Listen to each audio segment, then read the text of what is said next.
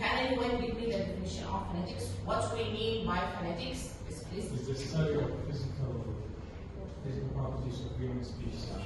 Yes. Okay. This means what? That when we say phonetics, that we will refer to the production of speech sounds. Okay? We refer to the production of speech sound because when we are talking about the phonology, we will talk about something else. We will see that later. And then we divided the phonetics into three important types of phonetics. The first one is the articulatory phonetics. The second one is the acoustic phonetics. The third one is the auditory phonetics. And then we explained certain definitions about these phonetics.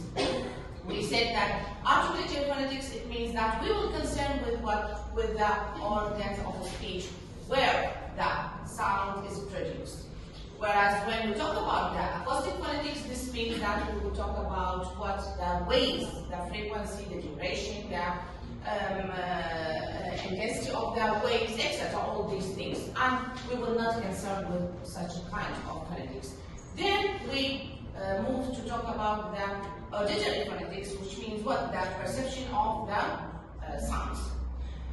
After that, we're talking about what the types of sounds, and we said that we have two types of sounds. The first one is what the consonants, and the second one is what is the vowel. When we are talking about the consonants, it means that we are talking about those kinds of sounds that contain what, or that when we are producing, we have what? We have obstruction in producing such sounds. Okay? So when we are talking about the obstruction, this leads us to what? To have a certain criteria in describing what the consonants.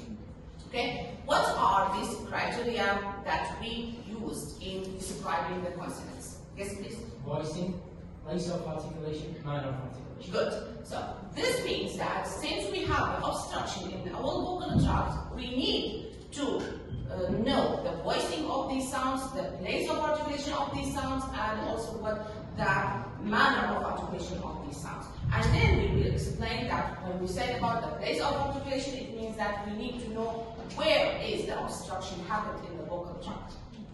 Other way, when we talk about the manner of articulation, it means what it means to know how the modification of sounds happened in the vocal tract.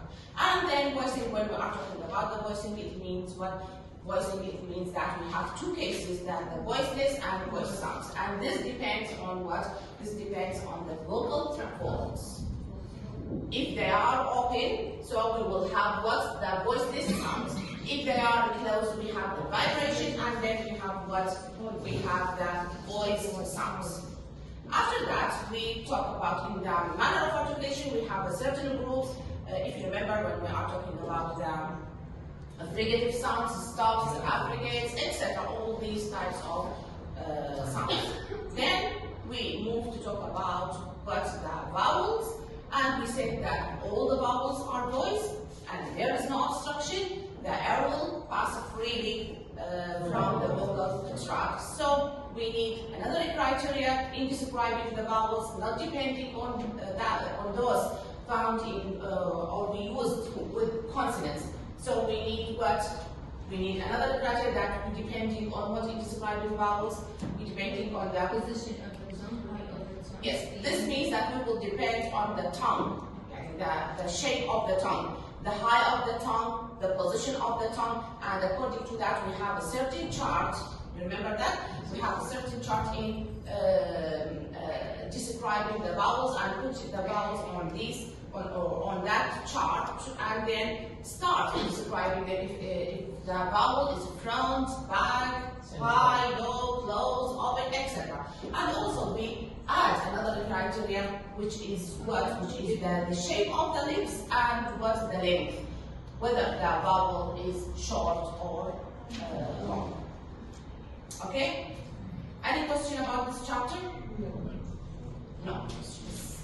Then we answer the questions at